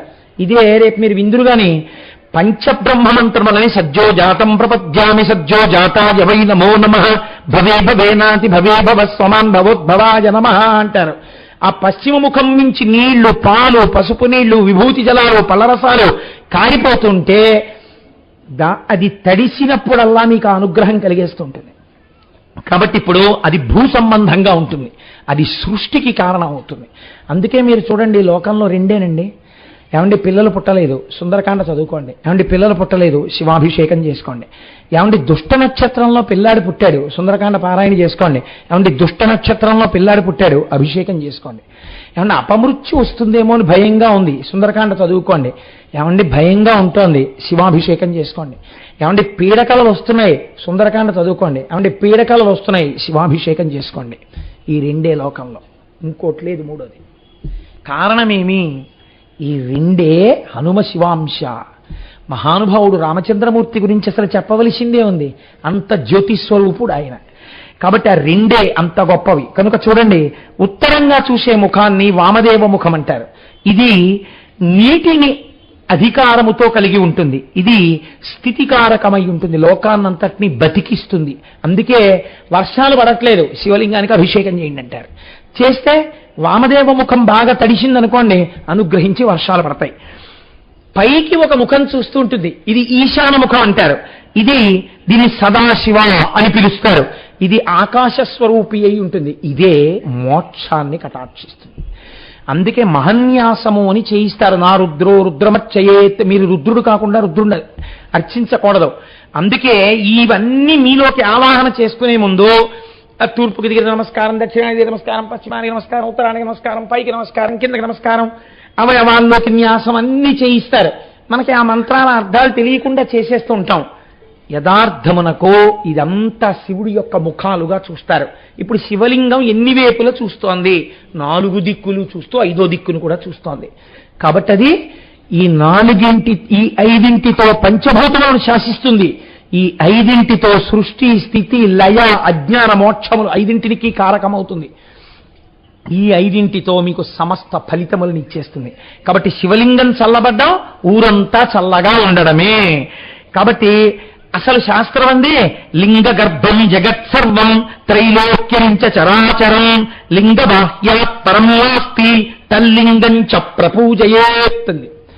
అసలు లింగమునకు బాహ్యమునందు ఏమీ లేదు, లోకములన్నీ ఆ లింగంలోనే ఉన్నాయి. మొత్తం బ్రహ్మాండాలన్నీ కలిపి లింగాకృతిలో ఉన్నాయి. ఆ లింగాకృతిలోనే మీరున్నారు, నేనున్నాను. ఆ లింగానికి పూజ చేస్తే సమస్త లోకములకు పూజ జరిగిపోయింది. ఆ దిక్పాలు, దేవతలు అందరికీ పూజ అయిపోయింది. కాబట్టి లింగ పూజ చేసిన వాడు అన్నీ చేసినట్టే, వాడికి సమస్త ఫలితములు వచ్చేస్తున్నాయి. లింగా నాస్తి పరం తత్వం యదస్మాజ్జయతే జగత్ యదే తద్రూపదానం ధత్తే యదత్నలయమశ్నుతే. ఆ లింగమునందే అదే సమస్త తత్వమయ్యున్నది. దానిలోంచి లోకములు వస్తున్నాయి, దానిలోంచి లోకములు నిలబడుతున్నాయి, దానిలోకి లోకములు వెళ్ళిపోతున్నాయి. అది విశ్వేశ్వరుడై ఉన్నాడు, విశ్వనాథుడై ఉన్నాడు, విశ్వనాథ లింగమై ఉన్నది. మీరు చూడండి, సాధారణంగా మనం శివాలయంలోకి వెడతాం. శివాలయంలోకి వెళ్ళినప్పుడు 8 కనపడతాయి మీకు. అంటే లోపలికి వెళ్ళినప్పుడు శివలింగ దర్శనం ఒక్కటే చేస్తూ ఉంటారు. తెలియక శివలింగమునందు ఒక అపచార ధోరణి మనం చేస్తుంటాం. ఏమిటో తెలుసా అండి? శివాలయం గోడకు ఆనుకోవడం, దేవాలయాల్లోకి వచ్చి గోడలకి ఆనుకోవడం, దేవాలయాల్లో ఉన్న స్తంభానికి ఆనుకోవడం తెలియక, తెలిసితే పాపం చేయరనుకోండి. అది తెలియకపోతే దాని ఎందుకు దోషం లేదు, తెలుసుకున్న తర్వాత చెయ్యరు కూడా. చెప్తే సాత్వికులు వెంటనే వాళ్ళు మార్చుకుంటారు. అవి కూడా ఈశ్వర స్వరూపమే అయి ఉంటాయి. మీరు దేవాలయం గోడ దగ్గరికి వెళ్ళి ఇది శివాలయంలో లింగం ఏం కాదు కదండి అని చెప్పి ఆ గోడని కొట్టారనుకోండి, నిష్కారణంగా శివుణ్ణి కొట్టినట్టే లెక్కేస్తారు మిమ్మల్ని శాస్త్రంలో. ఎందుకో తెలుసా అండి, శివాలయమునందు 8 రూపాల్లో లింగం ఉంటుంది. అందుకే పూర్వం పెళ్లిళ్ళు కానీ ఉత్సవాలు కానీ జరిగితే ధ్వజస్తంభం ఎక్కడి వరకు కనపడుతోందో అక్కడ మేళతాళాలు ఆప్ చేసేయాలి. ధ్వజస్తంభం కనపడింది అనుకోండి అంటే అక్కడ పరమాత్మ ఉన్నారు, అక్కడ పరమాత్మ ఆలయం ఉంది. కాబట్టి నువ్వు చేసుకునే పెళ్లి మేళతాళాలు ఆయనకి ఆయనకి భంగం చేయకూడదు, ఆయన అనుగ్రహంతో జరుగుతోంది. మళ్ళీ ధ్వజస్తంభం కనపడనంత దూరం వెళ్ళాక మేళం చేయాలి. అందుకే అన్ని ప్రాకారాలు కూడా ఉండేవి. అలా కొంచెం వెళ్ళేటప్పటికి ఇంకా లోపల మూర్తి దగ్గరికి అసలు వినపడదు. అంతంత ప్రాకారాలతో ఆగమం ప్రకారం అన్ని గోడలతో అంతంత పెద్ద పెద్ద ఆలయాలు కట్టేవారు. ఒక్క ఆలయం కట్టాలంటే ఎన్ని సంవత్సరాలు పట్టేదో పూర్వం. ఆగమం ప్రకారం నిర్మాణమైనటువంటి దేవాలయాల లోపలికి వెడితే మీరు అరుణాచలేశ్వరుడి దర్శనానికి వెళ్ళండి, ఒక ఊరంతా తిరిగేసినట్టే. అంత లోపలికి వెళ్ళాలి. మీరు ఒక్కసారి చిదంబరంలో శివలింగ దర్శనానికి వెళ్ళండి, ఎంత లోపలికి వెళ్ళాలో, ఎంతంత ప్రాకారాలో. శాస్త్రం అంది ఆ శివుడు 8 రూపములుగా ఉన్నాడు. అదే మొట్టమొదటిది గోపురము. ఆలయ ద్వారం దగ్గర పెద్ద పెద్ద గోపురాలు ఉంటాయి. అందుకే పూర్వం మహారాజులు కష్టపడి గోపురాలు కట్టారు. శ్రీశైలంలో కృష్ణదేవరాయల వారు ఓ గోపురం కట్టారు. ఆ శివాజీ గోపురం అని ఓ గోపురం కట్టాడు. ఎందుకో తెలుసా అండి, గోపుర నిర్మాణం చెయ్యడం అంటే అది శివాలయం కట్టేసినట్టే. గోపురముగా శివుడే, గర్భాలయ శిఖరముగా. ఈ గోపురం కాకుండా మళ్ళీ మీరు లోపలికి వెళ్ళిన తర్వాత గర్భాలయానికి పైన శిఖరం ఉండి దాని మీద త్రిశూలం ఉంటుంది. విష్ణాలయం అయితే ఓ సుదర్శన చక్రం ఉంటుంది. కాబట్టి ఆ గర్భాలయము యొక్క శిఖరము అది శివుడే. అందుకే మనకి పూర్వం విమాన వెంకటేశ్వరుడిని ఇప్పటికీ వెంకటాచలంలో ఉంటుంది. విమానంలో ఉండేవాడు. మీరు లోపలికి వెళ్ళిన తర్వాత ఏదో వార్త తెలిసిందనుకోండి, తొందరగా బయటికి వెళ్ళిపోవాలి. లోపలికి వెళ్ళి దర్శనం చేసుకోవడానికి వీలు లేనంత జనంతో నిండి ఉందనుకోండి, అప్పుడు మాత్రమే ఉపయోగించడానికి శిఖరంలో మళ్ళీ లోపల ఉన్నవాడి మూర్తి అక్కడ పెడతారు. పెడితే విమానంలో దర్శనం చేసి వెళ్ళిపోయేవారు. విమానంలో మూర్తికి లోపల ఉన్నటువంటి ధ్రువమూర్తి అభేదం ఆగమంలో. అందుకే ఇప్పటికీ వెంకటాచలంలో విమాన వెంకటేశ్వరుడి దగ్గరికి వచ్చేటప్పటికీ వెంకటేశ్వర స్వామి వారి పల్లకి ఆపుతారు ఒకసారి. కనుక ఆ గర్భాలయ శిఖరం శివుడు, ధ్వజస్తంభం శివుడు, ప్రాకారం అంటే గోడ శివుడు, బలిపీఠం శివుడు. ఇప్పటికీ కొన్ని శివాలయాల్లో బలిపీఠానికి ధ్వజస్తంభ పీఠానికి అభిషేకం చేస్తారు తెలుసా అండి. అభిషేకం చేసి శివలింగానికి అభిషేకం చేస్తారు. బలిపీఠం తర్వాత మహాలింగం అని పిలుస్తారు. బాగా జ్ఞాపకం పెట్టుకోండి, లోపల ఉన్న శివలింగాన్ని మహాలింగం అంటారు. ఆ శివలింగం మీద ఇలా కొన్ని గీతల్లా ఉంటాయి. మీరు పెద్ద పెద్ద దేవాలయాలకు వెళితే ఇలా లింగాలు, ఇలా సారికలు ఉంటాయి. నేను భీమవరంలో ఉపన్యాసాలకు వెళ్తే ఒక దేవాలయానికి తీసుకెళ్లారు. శివలింగం అంటే ఎంత శక్తివంతంగా ఉంటుందంటే, రాజరాజ నరేంద్రుడు రాజమండ్రి నుంచి గుర్రం మీద వెళ్ళిపోతున్నాడు సైన్యంతో. ఒక పెద్ద పాము అడ్డొచ్చి ఆ గుర్రాలు ముందుకు వెళ్లకుండా వెనక్కి తరివింది. రాజరాజ నరేంద్రుడు చీకటి పడిపోతోంది, పాము ఎందుకు ఇలా అడ్డొస్తోందని వెనక్కి తిరిగి వెళ్ళిపోయాడు రాజమండ్రి. మర్నాడు మళ్ళీ అదే ప్రాంతం దగ్గరికి వచ్చేటప్పటికి ఆ పాము పడగబట్టి నిలబడింది. ఈ పాము నాకేదో చెప్పబోతోందని, మహానుభావ సుబ్రహ్మణ్య నిన్ను నేను అనుసరించి వస్తాను, ఏం చూపించాలనుకుంటున్నావు అన్నాడు. ఆ పాము అలా పాకుతూ వెళ్ళింది. ఏ ఊరయ్యా సత్యనారాయణది? మైనస్ మార్కులు వేసేసానయ్యా నీకు. కాబట్టి ఆ పాము పాకుతూ వెడితే ఆ తణుకు దాటగానే తేతల కరెక్టనా? నీకు 100 మార్కులు వేసేసాను, కూర్చో. తేతలి దగ్గరికి వెళ్ళేసరికి ఆ పాము పాకుతూ వెడుతోంది. గుర్రం మీద రాజరాజ నరేంద్రుడు అనుసరించాడు. అది ఒక పెద్ద డొంకలాంటి దాని దగ్గరికి వెళ్ళి అదృశ్యమైపోయింది. అక్కడికి వెళ్ళి ఆకులు అవి తీశారు. తీస్తే స్వయంభూలింగం ఉంది అక్కడ. 2 నందులు ఒకే పీఠం మీద ఉన్నాయి. ఆయన గుడి కట్టాడు. మీరు చూస్తే ఆశ్చర్యపోతారండి. ఇంత శివలింగం మీరు వచ్చారు కదమ్మా, ఆ శివలింగం దాని మీద మచ్చలు ఉంటాయి, ఇలా సూత్రాల్లా ఉంటాయి. వాటిని ఏమంటారో తెలుసా అండి? శివలింగం మీద అలా ఉంటే గీతలు, చాలామంది అడుగుతుంటారు, ఏమిటండి ఆ గీతలు ఏమిటండి శివలింగం మీద అంటుంటారు. వాటిని బ్రహ్మసూత్రములు అని పిలుస్తారు. శివలింగం మీద గీతలు ఉంటాయి. అవి సాధారణంగా స్వయంభూలింగాల మీద ఉంటాయి. కొన్ని చాలా గొప్ప గొప్ప ప్రతిష్టలు జరిగిన చోట శివలింగాల మీద ఆ బ్రహ్మసూత్రాలు ఉంటాయి. కాబట్టి దాన్ని మూలలింగము అని పిలుస్తారు. శివాలయంలో ఉన్న లింగాన్ని మూలలింగ దర్శనం చేశారా అంటే మహాలింగ దర్శనం చేశారా అని అడగాలి. మూలలింగము, చండీశ్వరుడు ఒక లింగము, ఇవి కాకుండా అర్చక స్వామి ఒక లింగము. అందుకే నందికి శివుడికి మధ్యలోకి అర్చకుడు ఒక్కడు వెళ్ళవచ్చు, ఎందుకంటే లింగమే వెళ్ళినట్టు లెక్క. అర్చకుడితో కూడా గట్టిగా మాట్లాడకూడదు. అర్చకుడు ధూర్తుడైనా సరే మీరు అక్కడ ఏం దెబ్బలాడడం అవి చేయకూడదు, వచ్చేయాలంటే. అర్చకుడు కూడా శివస్వరూపం అని చెప్పింది శాస్త్రం. 8 రూపాలుగా శివలింగం ఉంటుంది. అయితే మీరు ఇక్కడ ఒక్క విషయాన్ని శివలింగం విషయంలో గమనించాలండి. ఆశ్చర్యం ఏమిటవుతుందంటే లింగంలో కొన్ని స్వయంభలింగాలు తాము ఎందుకు ఆవిర్భవించాయో ఆ మచ్చలు తమ మీద పెట్టుకుంటాయి. అప్పుడు అవి ఏం చేస్తాయో తెలుసా అండి? ఆ క్షేత్రము యొక్క పేరు శివలింగానికి వచ్చేట్టుగా మార్చుకుంటాయి. ఇది చాలా చిత్రంగా ఉంటుందండి. అసలు ఆ శివలింగాలు, ఆ శివాలయాల యొక్క వ్యవస్థ మీకు నేను ఇలాంటి దాంట్లో ఒక ఉదాహరణ ఇవ్వగలను. మీరు చూడండి, శ్రీకాళహస్తి అనే ఒక క్షేత్రం. మీరు శ్రీకాళహస్తిలో అంతరాలయ దర్శనానికి వెడితే కర్పూర హారతితో మీకు చూపిస్తారు. పైన మీరు జాగ్రత్తగా చూస్తే పడగలు కనపడతాయి, పైన పావు ఉంటుంది. కొంచెం మధ్యలోకి వచ్చిన తర్వాత చూస్తే ఏనుగు కనపడుతుంది, కింద పీఠం దగ్గర పెట్టి చూస్తే సాలెపురుగు కనపడుతుంది. ఆ మూడిటికి మోక్షం ఇచ్చినటువంటి ఆవిర్భావలింగం ఉంది కనుక ఆ శివలింగం మీద ఈ 3 మచ్చలు ఉంటాయి. అందుకే దాన్ని కాళహస్తీశ్వర లింగం అంటారు. కానీ మీరు మూలలింగం అని పిలవచ్చు, తప్పేం లేదు, లేదా మహాలింగం అని పిలవచ్చు. ఇప్పుడు 3 మచ్చలతో కాళహస్తీశ్వర లింగం అండి అంటారు. అలాగే తిరుపతికి దగ్గరలో గుడిమల్లాం అని ఒక క్షేత్రం ఉంది. మీరు ఆ గుడిమల్లాం వెడితే అక్కడ ఒక గమ్మత్తు ఉంటుంది. చతుర్ముఖ బ్రహ్మగారు ఒకానొక సమయంలో శాపవశాత్తు చిత్రసేనుడు అనబడేటటువంటి ఒక గంధర్వుడిగా జన్మించాడు. బ్రహ్మగారు శివలింగము యొక్క ప్రారంభమునందు ఆదియందు ఉంటారు. ఇంకొంచెం పైకి చూస్తే మధ్యలోకి వెళ్ళేటప్పటికీ శ్రీ మహావిష్ణువు పరశురాముడిగా ఉంటాడు. అక్కడ పరశురామ ప్రతిష్టాలింగం. పైన చూస్తే శివుడు ఉంటాడు. కాబట్టి ఇప్పుడు ఆ లింగాన్ని గుడిమల్లాంలో లింగం ఇది పరశురామ లింగం అని, బ్రహ్మలింగం అని దాన్ని పేర్లు పెట్టి పిలుస్తుంటారు. ఆశ్చర్యం ఏమిటో తెలుసా అండి? గుడిమల్లాం శివలింగం దగ్గర అభిషేకం జరిగే చోట మీరు వెళ్ళి అడిగితే చూపిస్తారు. పక్కన ఒక చిన్న గుండం లాంటిది ఉంటుంది, ఉండి దాని మీద మూత పెట్టేసి ఉంటుంది. ఎక్కడ నుంచి వస్తుందో తెలియదు, ఊళ్ళో ఎక్కడ నీటి చుక్క ఉండదు. ఇప్పటికీ అక్కడ స్థానికులు, నేను ఆ దర్శనం చేసుకోవడానికి వెళ్ళడానికి ఒక 2 నెలల ముందే జరిగింది. అది గంగా నది భూమి లోపల నుంచి వచ్చి ఆ కింద ఉన్నటువంటి బిలంలోంచి పైకి తన్నేస్తుంది. తన్నినప్పుడు ఎంత ఎత్తు తన్నుతుందో తెలుసా అండి? ఈ ధార ఇంత లావున బిలంలోంచి పైకి లేచే శివలింగాన్ని అభిషేకం చేస్తుంది.